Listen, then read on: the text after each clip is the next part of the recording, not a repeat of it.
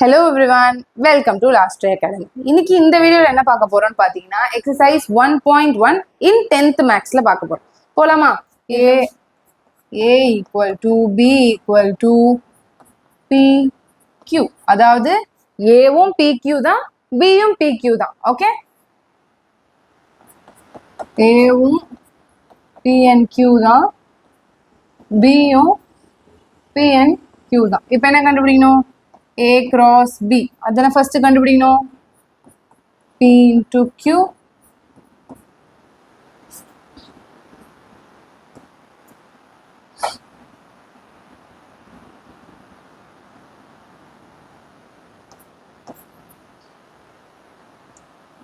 P, Q into P, Q. எப்படி போடலாம்? P, P. P, Q, Q, P, Q, Q. புரியுதா? இந்த P போய் P யும் Q மீட் பண்ணுது, இந்த Q போய் P யும் Q மீட் பண்ணுது, அவ்வளவுதான். இப்போ நெக்ஸ்ட் என்ன போடணும்? A cross A. A ஓட வேல்யூ என்ன? P, Q. கிராஸ் சிம்பிள், இதுவும் A ஓட வேல்யூ தான். பார்க்க மேல வர மாதிரியே இருக்குல்ல, அதே ஆன்சர் தான் வரும்.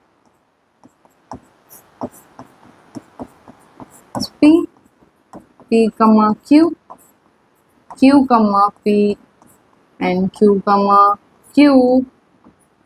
Okay. Next என்ன கண்டுபிடிக்கணும்?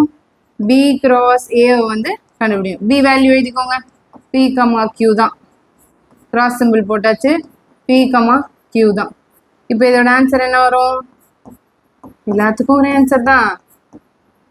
P, Q, Q, P, and Q, Q.